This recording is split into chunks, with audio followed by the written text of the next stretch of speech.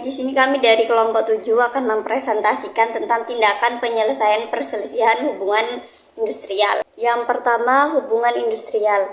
Menurut Undang-Undang Nomor 13, hubungan industrial adalah suatu sistem hubungan yang terbentuk antara pelaku dalam proses produksi barang atau jasa yang terdiri dari unsur pengusaha, pekerja atau buruh, dan pemerintah yang didasarkan pada Pancasila Undang-Undang Dasar Republik Indonesia tahun 1945. Yang kedua, perselisihan hubungan industrial.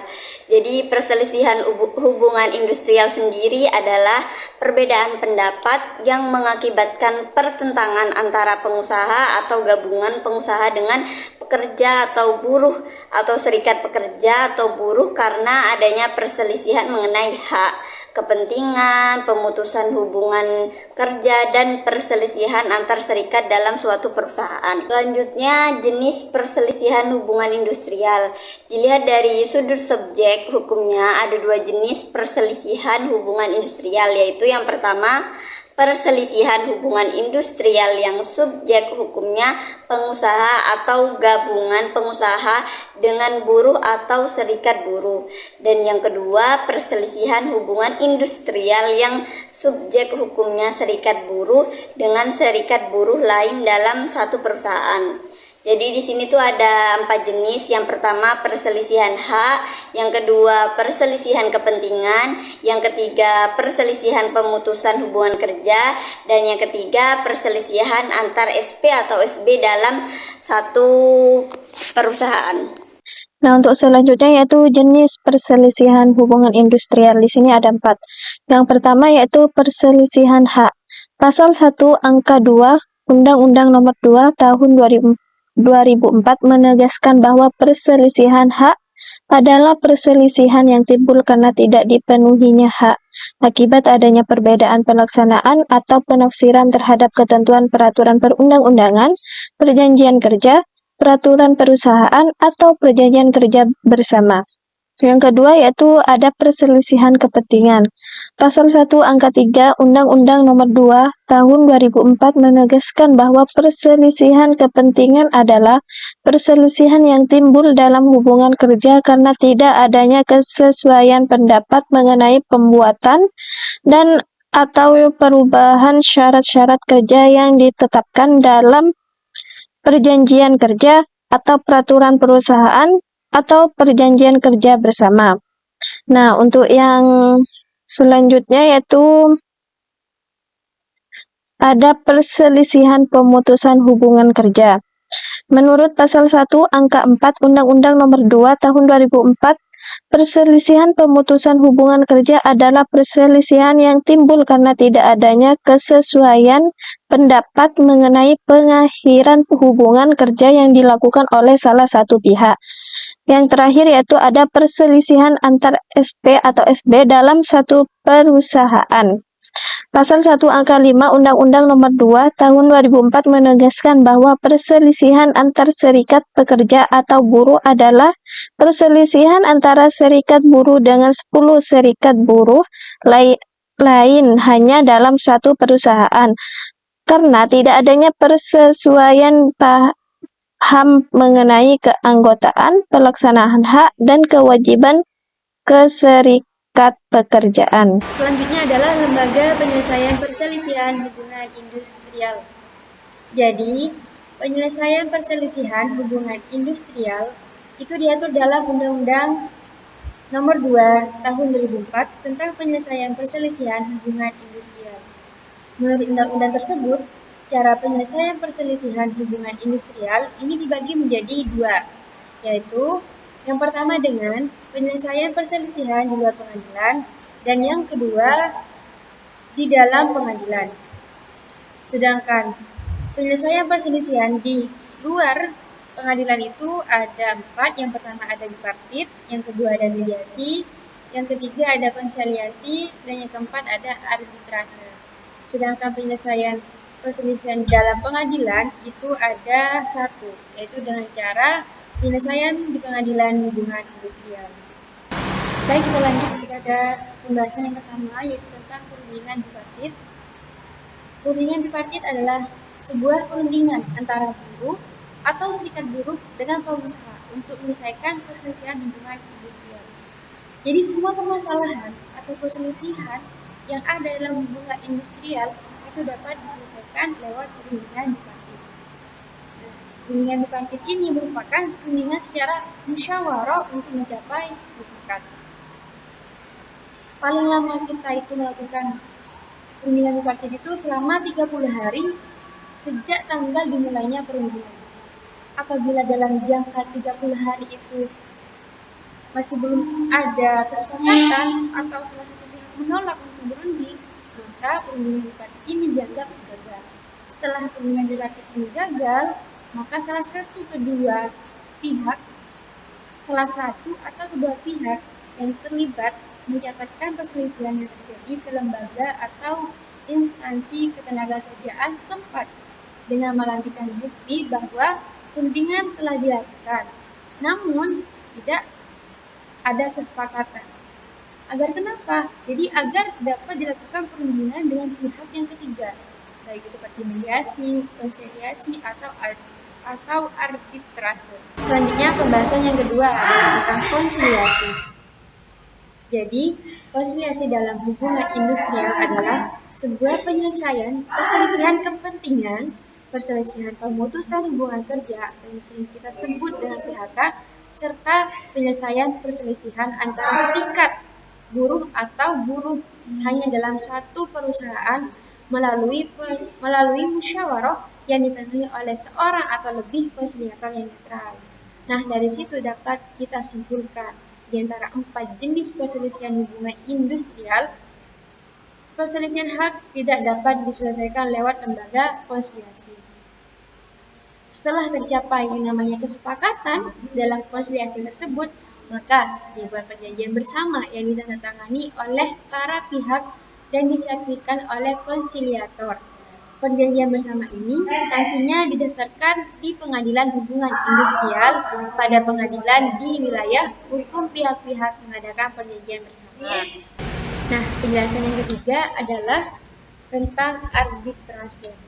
Arbitrase ini dalam hubungan industrial adalah penyelesaian perselisihan kepentingan dan penyelesaian perselisihan antar serikat buruh atau buruh hanya dalam satu perusahaan di luar pengadilan hubungan industrial melalui kesepakatan tertulis dari para pihak yang berselisih untuk menyerahkan penyelesaian perselisihan kepada arbiter yang putusannya mengikat para pihak dan bersifat final.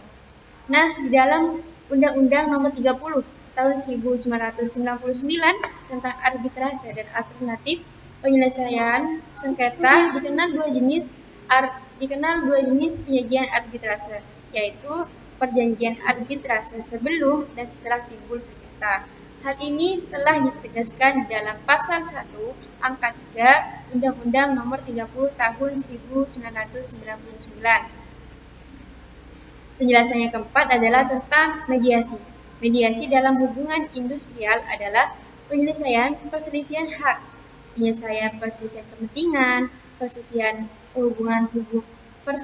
pemutusan hubungan industrial atau yang sering kita sebut dengan PHK, dan penyelesaian perselisihan antar serikat buruh hanya dalam satu perusahaan melalui musyawarah yang ditengahi oleh seorang atau lebih mediator yang netral.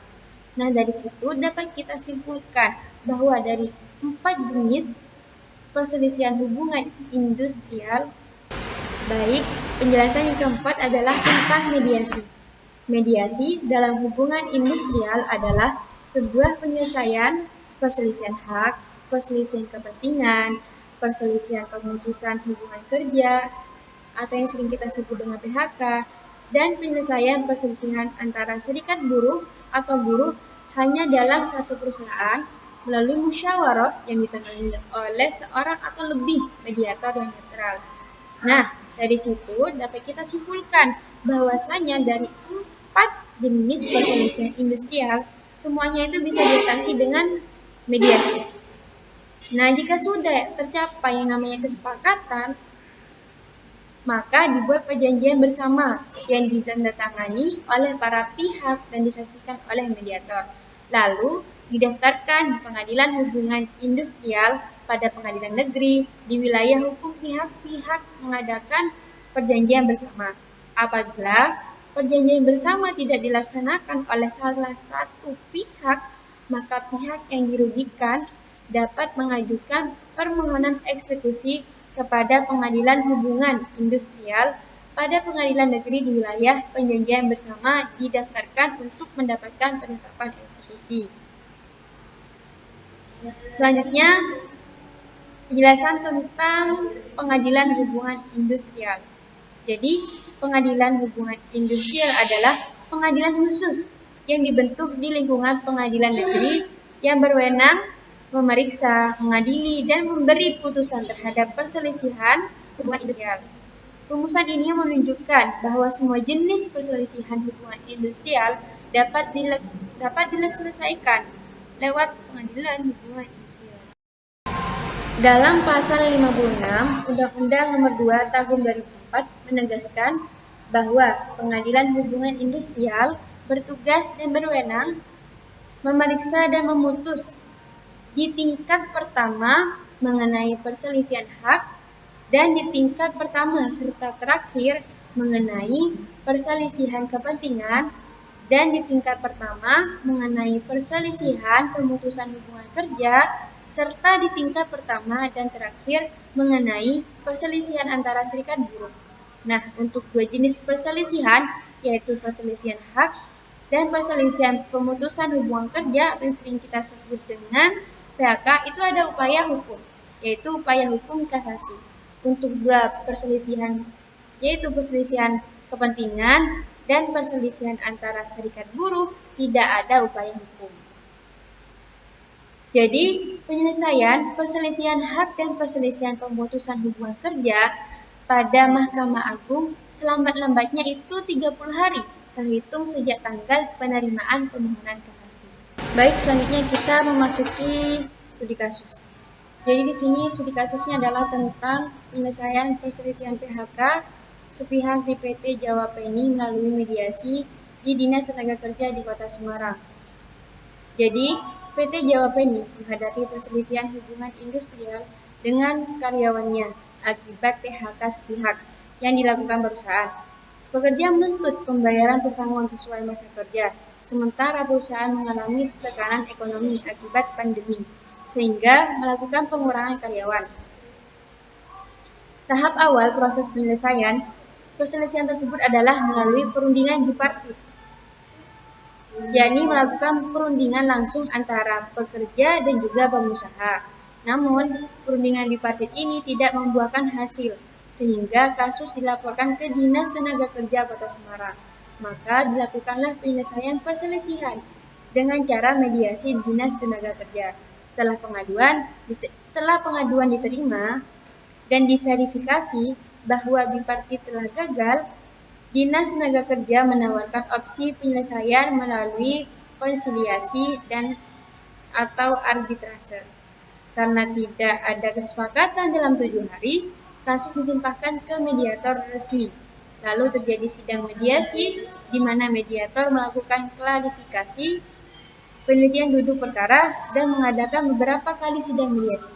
Nah, dalam proses ini, pekerja tetap menuntut hak pesangon sesuai peraturan, sementara perusahaan mengajukan skema pembayaran secara cicil. Hasil dari mediasi tersebut, akhirnya kedua belah pihak menerima anjuran mediator agar perusahaan setuju membayar pesangon secara cicil dalam 3 tahap. Kesepakatan tersebut dituang dalam perjanjian bersama yang ditandatangani kedua pihak dan disaksikan mediator, lalu didaftarkan ke Pengadilan Hubungan Industrial untuk memperoleh kekuatan hukum yang tetap.